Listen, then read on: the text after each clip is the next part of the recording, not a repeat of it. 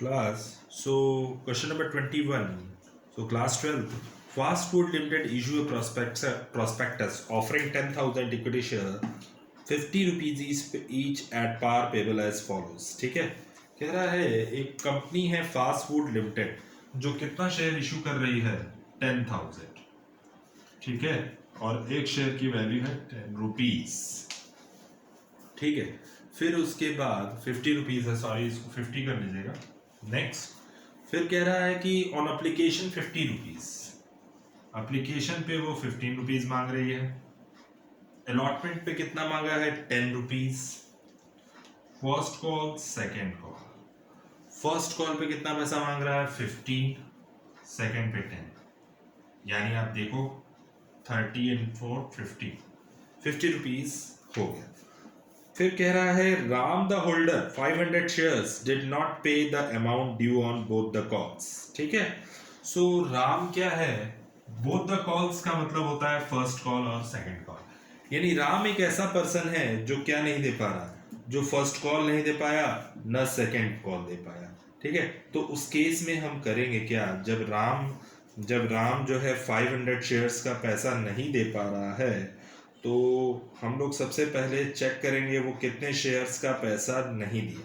ठीक है, तो एकदम क्वेश्चन में क्लियर है कि वो कितने शेयर्स का पैसा नहीं दे पा रहा है, 500 शेयर्स का पैसा. ठीक है, सो जब 500 शेयर्स का पैसा नहीं दे पाया वो, तो उस केस में हम ये मान लेते हैं कि वो कॉल्स इन एरिया है. ठीक है, तो चेक करते हैं. Ram the holder of 500 equity shares did not pay the amount due on both the calls. ठीक है, तो राम फर्स्ट कॉल भी नहीं दे पा रहा है और फाइनल कॉल भी नहीं दे पा रहा है. ठीक है, तो यहाँ पे 500 शेयर्स का पैसा नहीं दे पाया 15 के हिसाब से, और 500 into 10 5000 rupees calls in area. ठीक है, फिर इसके बाद का प्रोसेस क्या करेंगे कि हमारे पास क्वेश्चन में फर्स्ट कॉल पे पैसा नहीं दे पा रहा है. चलिए, तो फर्स्ट कॉल पे पैसा नहीं दिया, सेकंड कॉल पे पैसा नहीं दिया, जिसको हम क्या बोलेंगे, कॉल सिनेरियो. अब हम चेक करेंगे कि पहली एंट्री क्या बनेगी. आप रिसीव, ट्रांसफर, ड्यू रिसीव की एंट्री जैसे बनाते थे वैसे ही बनाना. बैंक डेबिट, ठीक है, और to share application, being application money receive 10,000 into 15 कितना हुआ 1,50,000. 1,50,000. ठीक है, फिर शेयर एप्लीकेशन अकाउंट डेबिट, और टू क्या हो जाएगा शेयर कैपिटल 1,50,000. 1,50,000. ठीक है, अब हम मांगते हैं थर्ड नंबर पे, यानी अलॉटमेंट है थर्ड पे. एंट्री करिएगा शेयर अलॉटमेंट अकाउंट डेबिट और टू शेयर कैपिटल. ठीक है, अलॉटमेंट में कितना मांगे हो 10,000 इंटू 10. ठीक है, तो टोटल कितना आ गया 1,00,000 रुपया. 1,00,000. ठीक है, अभी ये अलॉटमेंट में भी पूरा पूरा पैसा मिल जा रहा है. ठीक, बैंक अकाउंट डेबिट, ठीक है, और टू शेयर अलॉटमेंट. ठीक है, बीइंग अलॉटमेंट मनी रिसीव 1,00,000. ठीक है, अगली कॉल क्या है फर्स्ट कॉल. पहले हम मांग लेंगे share first call account debit और to share capital. Being first call money due, यानी फर्स्ट कॉल कितने से मांगे हो 10,000 इंटू 15 रुपीज 1,50,000. 1,50,000. अगली एंट्री क्या बनेगी, entry number 6 bank account debit.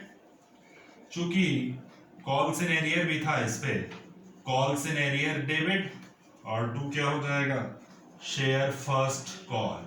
ठीक है, तो फर्स्ट कॉल पे आपने मांगा कितना 1,50,000, जिसमें से आपने दिया कितना नहीं 7,500.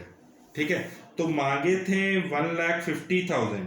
ठीक है, और जब 7,500 का आपने पेमेंट नहीं किया तो इसका मतलब है 1,42,500 रुपीज आपको मिला.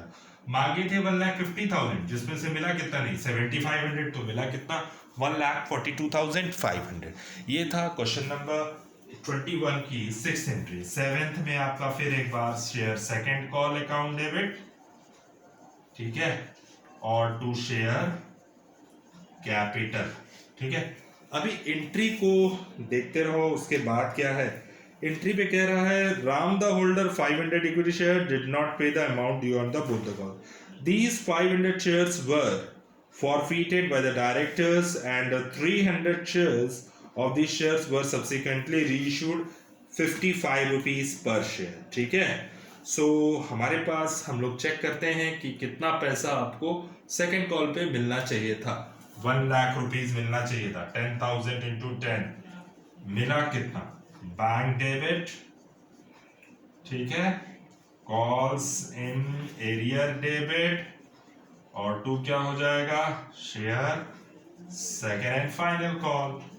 मांगे थे 1,00,000, 5,000 कॉल्स इन एरर, तो मिला कितना 95,000। ये देखो 5,000 कॉल्स इन एरर है, ठीक है। 500 इंटू 10 5,000, ठीक है। अब हम लोग एंट्री करते हैं फॉरफीचर की।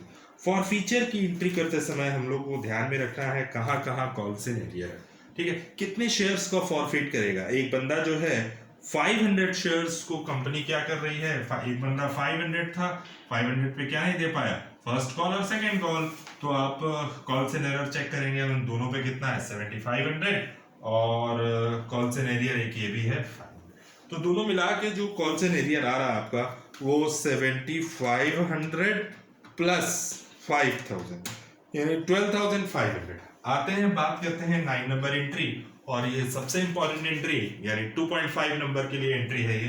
तो शेयर कैपिटल अकाउंट डेबिट जब हम फॉरफिट करेंगे तो पूरा 10 रुपए से फॉरफिट, पूरा 50 रुपए से फॉरफिट करेंगे, ठीक है।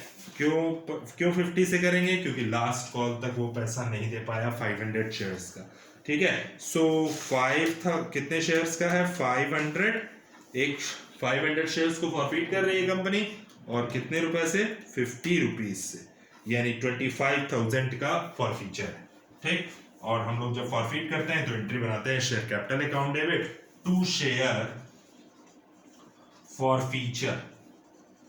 अब ध्यान से देखिए कितने शेयर का फॉरफीचर हुआ, कितने शेयर्स का पैसा नहीं दे पाया, जहां कॉल से एरर होगा वहां फॉरफीचर होगा, ठीक है।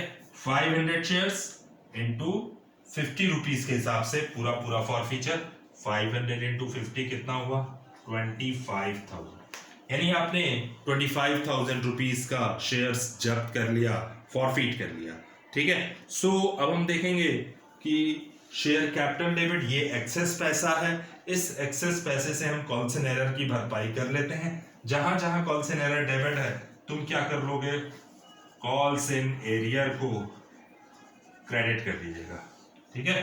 कितने से 12,500।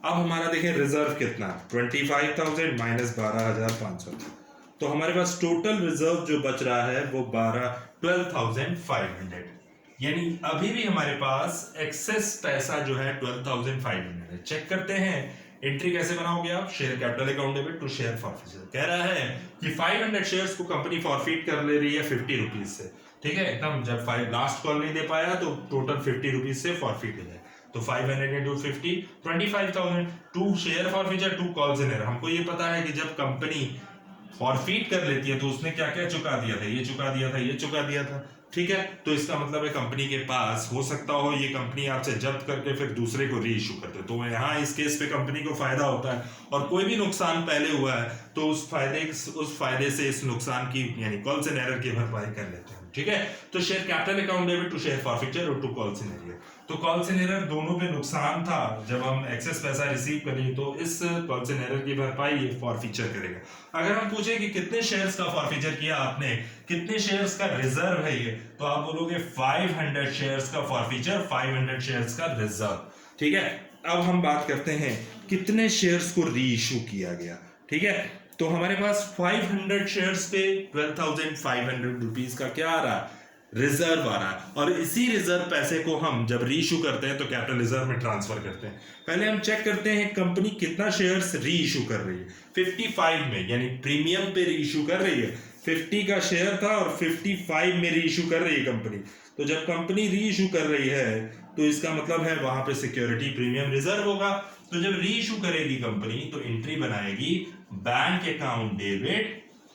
जब री इशू करती है तो कैपिटल बढ़ जाती है उसकी एक बार फिर, और टू सिक्योरिटी प्रीमियम रिजर्व। ठीक है। सो एंट्री करने का क्या तरीका, देखो कितना शेयर्स री इशू कर रही है पहले चेक कर लीजिएगा। बुक में कह रहा है board of directors 300 of the shares were subsequently reissued at the rate of 55 rupees. यहां देखो एक शेयर का दाम कितना था 50, तो री इशू कितने में कर रही है 50 का शेयर 55 में, यानी 5 रुपए क्या है वो सिक्योरिटी प्रीमियम एट प्रीमियम। ठीक है। सो एंट्री करने का क्या तरीका, हम आपको बता दें कि ये जो 50 और 5 है ये शेयर कैपिटल का पैसा है और ये 5 रुपीज एसपीआर यानी सिक्योरिटी प्रीमियम का पैसा। तो हमेशा याद रखिएगा सिक्योरिटी प्रीमियम और कैपिटल का पैसा हमेशा फेस वैल्यू से जाएगा। 50 का अलग होगा 5 का अलग, क्योंकि शेयर कैपिटल अलग होता है बैलेंस शीट में और रिजर्व एंड सरप्लस का पार्ट अलग होता है। ठीक है। सो हम लोग एंट्री करेंगे कैसे, 500 इंटू 50 रुपीज, 500 इंटू 5 रुपीज। ठीक है। सो 500 इंटू 50 25,000। सॉरी, री इशू कर रहा है केवल 300। ठीक है। सो 300 इंटू 50, 300 इंटू 50 का मतलब हो गया 15,000। 300 इंटू 5, ठीक है, तो कितना हो जाएगा 1500।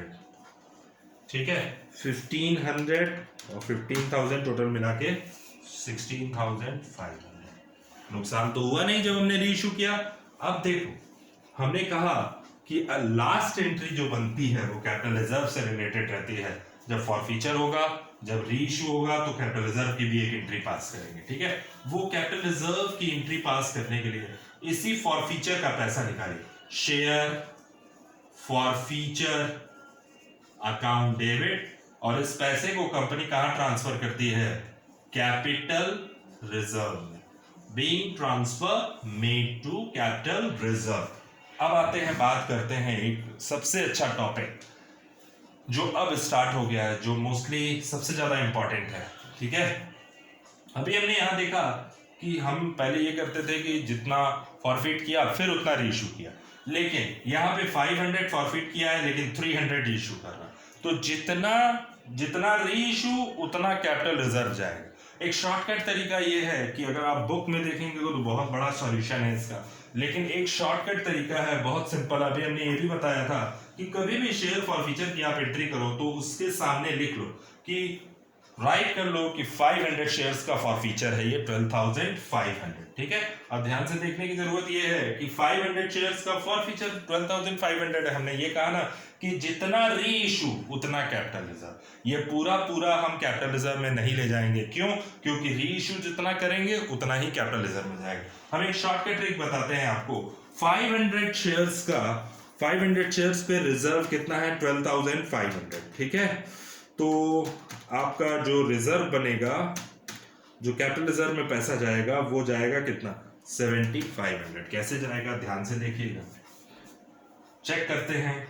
ये 500 है और ये 300 का री इशू, जितना री इशू उतना कैपिटल रिजर्व। तो आपको ये पता है कि 500 शेयर्स का फॉरफिट किए थे, क्योंकि कंपनी ने 300 शेयर्स ही को री इशू किया, तो री इशू जितना किया है उतना ही कैपिटल रिजर्व में अमाउंट जाएगा।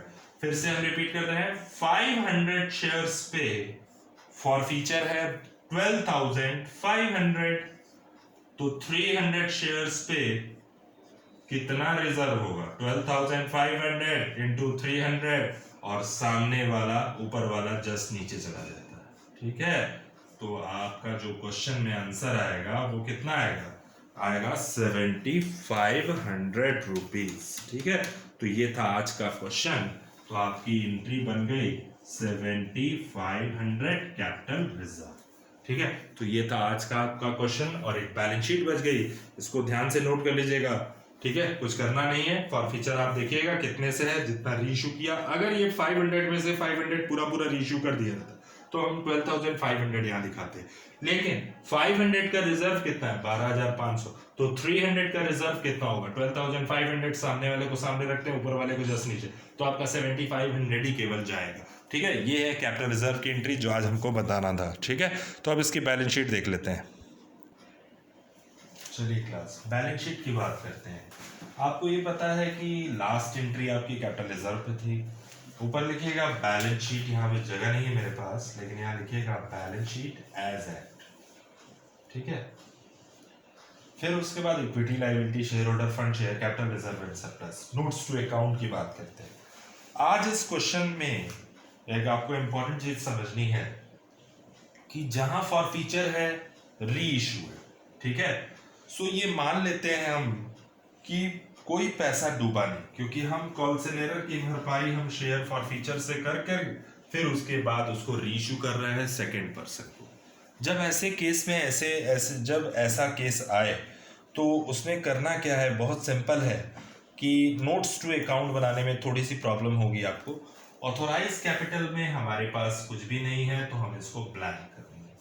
हमने कितना शेयर इशू किया था 10,000, तो 10,000 एट द रेट ऑफ 50, तो हमारे ख्याल से 10,000 जब आप 50 से मल्टीप्लाई करोगे तो टोटल आएगा 5 लाख। ठीक है, ये तो क्लोज हो गया। अब हम यहाँ बात किए subscribe and fully paid up capital. ठीक है, यहाँ पे कैपिटल वर्ड बढ़ा लीजिएगा, subscribe and fully paid up capital. अब आते हैं, बात करते हैं जब हमने फॉरफिट किया, फिर कॉल्सनेरर उससे फॉरफीचर से कॉल्सनेरर की भरपाई किया, एक्सेस पैसा था वो, यानी हम ये मान लेंगे अभी हमारा कोई पैसा डूबा नहीं, फिर हमने उसी को सेकंड पर्सन को री इशू कर दिया। तो यहाँ पे यही चीज आपको समझनी है, कैसे फिगर्स को हमको दिखाना है। ठीक है, सो हमको फिगर को दिखाने से पहले हम ये बता दें आपको कि सब्सक्राइब्ड जो पार्ट है, subscribed and fully paid up, वो बहुत इंपॉर्टेंट है आपके लिए। ठीक है, 10,000 वालों में से, यानी ये माने हैं 500 वालों ने पूरा पैसा नहीं दिया, फिर आप यहाँ पे हम समझा दे रहे हैं 10,000 में से 500 वालों ने पूरा पैसा नहीं दिया, कितना हुआ 9,500, लेकिन जब री इशू किए तो 300 वालों ने पैसा दे दिया री इशू करके, तो टोटल कितने शेयर्स का पैसा आ गया 9,800 का पूरा पैसा आपको मिल गया। ठीक है, तो 9,800 के हिसाब से मिला, तो यहाँ लिखिएगा 9,800 eight the rate of 50 rupees. ठीक है, सो 9,800 eight the rate of 50 rupees जब आप करोगे तो आ जाएगा कितना पैसा 4,90,000 रुपीज। ठीक है, तो यहाँ पे 4,90,000 रुपीज। यहाँ पे आज एक नई चीज आपको मिलेगी, जब भी हम सब्सक्राइब की बात करेंगे आगे सारी बैलेंस शीट ऐसे होगी और इस पर आपको प्रैक्टिस करना है। 9,800 कैसे आया, 10,000 में से 500 माइनस कीजिएगा तो आपको ये पता चल गया 9,500 वालों ने पूरा पैसा दे दिया, 300 और जब रीइशू किया तो फिर पैसा मिला आपको, यानी हम ये मान लेंगे 9,500 प्लस 300 टोटल 9,800 इंटू 50 रुपीज के हिसाब से आपको 4,90,000 रुपीज मिल गए। उसके बाद क्या करेंगे, फॉर फीचर में देखो 12,500 दे रहा है। ठीक है, जिसमें से जब फॉर फीचर कर रहे थे हम तो 12,500 था, और यहाँ पे देखो फॉर फीचर फिर डेबिट हो गया 7,500 से। ठीक है, तो अभी हमारे पास फॉर फीचर कितना बचा है 5,000 का। देखो यहाँ पे 12,500 था तो हमारे पास 7,500 का हमने यूज किया फॉर फीचर का, पूरा पैसा तो ट्रांसफर नहीं किया, लेकिन अभी भी हमारे पास 5,000 रुपीज एक्सेस बचा है। क्यों बचा है, क्योंकि हमने 500 का फॉर फीचर करके 300 ही इशू किया और 300 का ही कैपिटल रिजर्व है। ठीक है, तो हम लोग करेंगे क्या, अभी भी इसमें से चेक करेंगे 12,500, 12,500 में से 7,500 का यूज हमने कर लिया, शेयर फॉर फीचर एक जगह क्रेडिट हुआ है दूसरी जगह डेबिट हुआ है, तो इसका मतलब है 5,000 रुपीज और आपके पास बचा हुआ है। तो यहां लिखिएगा सब्सक्राइब्ड में ही एड फॉर फीचर कितना पैसा 5,000। अब आपके पास जो मनी आएगी वही होगा सब्सक्राइब्ड। ठीक है, तो टोटल सब्सक्राइब्ड आपके पास हो जाएगा 4,95,000 का। ठीक है, 4,95,000। सिक्योरिटी प्रीमियम और कैपिटल रिजर्व की बात करते हैं। चलिए आइए, क्वेश्चन में हमने यहाँ पे सिक्योरिटी प्रीमियम है 1500 से और ये कैपिटल रिजर्व है 7500 से। तो आपको ये पता होना चाहिए सिक्योरिटी प्रीमियम और कैपिटल रिजर्व हमने फिर बता दे रहे हैं आज, वो रिजर्व एंड सरप्लस का पार्ट है।